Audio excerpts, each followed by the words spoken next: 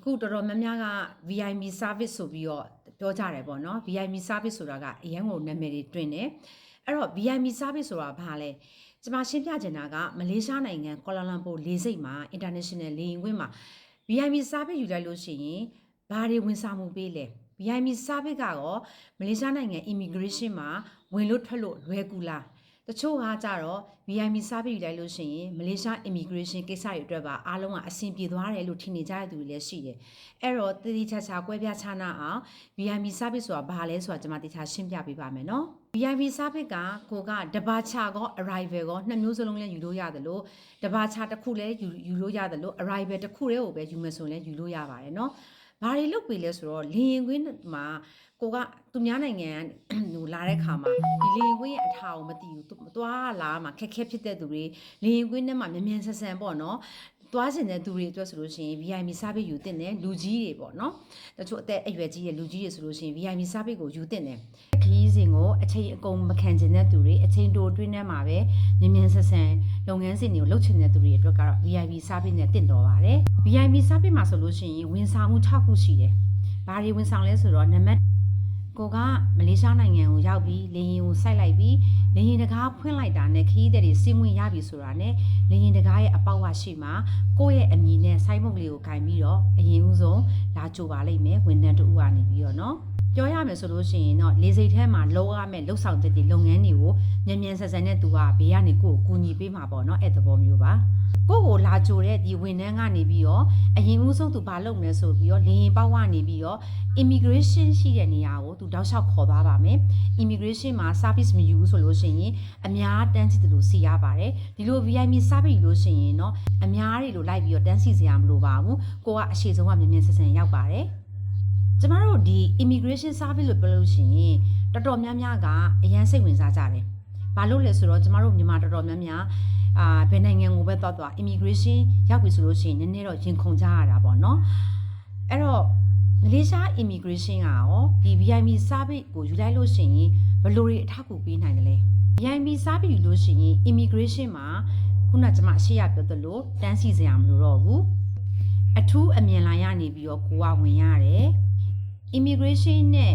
ကိုယ့်ရဲ့ဂျားထဲမှာဒီ VIP service ယူတဲ့ဝန်ထမ်းနေပြီးတော့လိုအပ်တဲ့အချက်လက်တွေကိုစာရွက်စာတမ်းတွေကို immigration ကိုပြမယ်သူကရှင်းပြပေးမယ်နော်ဒီအပိုင်းမှာဆိုလို့ရှိရင်ကျမတို့မြန်မာတွေအတွက်မလေးရှားဒီလေရင်ကွင်းမှာ VIP service ယူလိုက်လို့ရှိရင် immigration မှာတော်တော်လေးအထောက်အကူပြုသလားဆိုတဲ့အပိုင်းကိုကျမနောက်ပိုင်းမှာပြန်ပြောပေးမယ်နော်အခုနံပါတ်3ကိုကျမပြန်သွားပေးမယ်နော်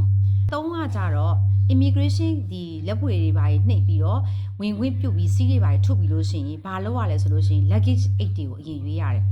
8တွေရွေးရပါတယ်အဲ့တော့8တွေရွေးတဲ့အခါမှာဒီ VIP service ယူထားတဲ့အတွက်ကြောင့်မလို့ဝန်ထမ်းကနေပြီးတော့ကို8တွေကိုရွေးပေးမယ် trolley ball ကိုတင်ပေးမယ်နံပါတ်4အနေနဲ့ပြောရမယ်ဆိုလို့ရှိရင် VIP service ဆိုတာကိုယ့်ရဲ့personal escort ပုံစံမျိုးပါပဲเนาะကိုလေရင်ခွင်းထဲမှာရှိသမျှအရာတွေကိုအကုန်လုံးခရီးစဉ်တစ်ခုလုံးကိုဒီအပြင်ပေါ့เนาะ arrival hall ရောက်တဲ့ဒီကိုသူကအစာအဆုံးကူညီသွားမှာပေါ့နော်အခုမှကိုကဒါစိုက်ရောက်ပေါ့နော်ထွက်ခွာဆိုလဲထွက်ခွာအလျောက်ပေါ့နော်အကုန်လုံးကိုသူကလင်းပေါ်ရောက်တဲ့ဒီကိုတောက်လျှောက်သူကဘေးကနေပြီးတော့အကူညီပေးသွားတာပါနံပါတ်5အနေနဲ့ပြောရလို့ရှိရင်เนาะဒါကိုကဒီကိုသွားမဲ့တဲမဲ့ဟိုတယ်ဒါတို့စီစဉ်ပေးထားတဲ့ကားနဲ့သူတို့ပို့ဆောင်ပေးပါတယ်ကိုစီးကျင်တဲ့ကားက luxury car လား normal car လားကိုယူတဲ့ package ပေါ်မှာမူတည်ပါတယ်နံပါတ်6အနေနဲ့ကကိုကအချိန်ရလို့ရှိရင်VIP lounge မှာသွားပြီးတော့ဘိုက်စားလို့ရှိရင်စားစရာရှိရစားမယ်ဒီ toilet တွေပါရေးသုံးမယ်ပေါ့နော်အေးစေးအနားယူနိုင်ပါတယ် VIP service ယူလိုက်လို့ရှိရင်ဒီ immigration မှာဖြစ်လာနိုင်တဲ့ပြဿနာတွေကို VIP service ကဖြေရှင်းပေးနိုင်သလားဆိုတဲ့အချက်ဒါတော်တော်များများသိကျင်ကြတာပါဒီအချက်ကိုတော့တော်တော်များများကသိကျင်ကြပါတယ်ပြောပြချင်တာဒီမှာအဓိကVIP service ဆိုပြီးတော့ line ပေါ်မှာအရင်နာမည်တွေကြီးကြတယ် VIP service ယူလို့ဒီနိုင်ငံကိုရောက်လာတယ်ပေါ့နော် VIP service ယူလိုက်လို့မလေးရှားတဲ့ဝင်ရတာလွယ်တယ်ပေါ့ဘယ်နိုင်ငံမဆိုပဲထားလိုက်ပါတော့ထိုင်းဆိုလဲထိုင်းမလို့ဆိုတဲ့ဟာတွေက line ပေါ်မှာရှိတယ်အဲ့တော့တချို့တွေကနားလည်မှုလွဲကြတယ်ငါတော့အေးစစ်ပါပဲ VIP service ယူလိုက်လို့ရှိရင်တော့အဆင်ပြေသွားပါပြီဝင်လို့ရပါပြီဆိုတာကြီးရှိကြတယ်တကယ်တော့ VIP service က immigration ရဲ့ဥပဒေကိုလုံးဝမဖြေရှင်းပေးနိုင်ပါဘူး VIP စားပြီးလိုက်လို့အရင်ကကိုကဒီမှာ blacklist ရှိတာတွေ overstay ဖြစ်တာတွေဘာညာတွေပေါ့နော် immigration ဥပဒေနဲ့ညှိတဲ့အချက်လက်တွေကို VIP စားပြီးကလုံးဝဖြည့်ရှင်းပိုင်ခွင့်မရှိပါဘူး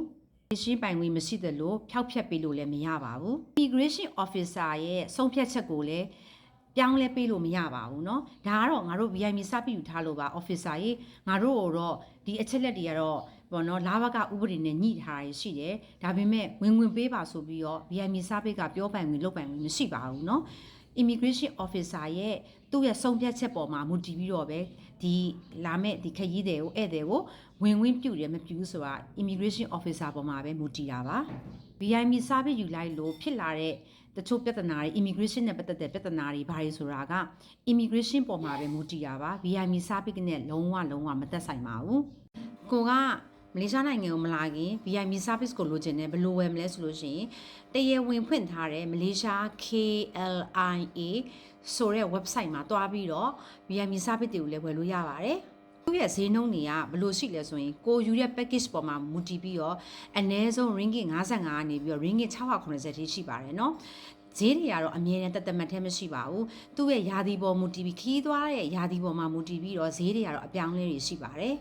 ဒုတိယပိုင်းမှာကျွန်မဆက်တင်ပေးပါမယ်ကျွန်မရဲ့ဝန်ဆောင်မှုနဲ့လာကြတဲ့သူတော်တော်များများရှိပါတယ်ရန်ကုန်ဘက်ချမ်းကရောလာတယ်လို့ထိုင်းဘက်ကလည်းလာတာရှိပါတယ်အဲ့တော့အဲ့လိုမျိုးလာတဲ့သူတွေကိုကျွန်မကဘလို့ဝန်ဆောင်မှုတွေကိုဘလို့ဈေးနှုန်းတက်တာဆိုတာနဲ့ပေးလဲဆိုတာကိုလည်းကျွန်မဒုတိယပိုင်းမှာပြန်လည်ပြီးတော့ကျွန်မ post တစ်ခါပြန်တင်ပေးပါမယ်เนาะအားလုံးပဲအဆင်ပြေချုံးမိကြပါစေ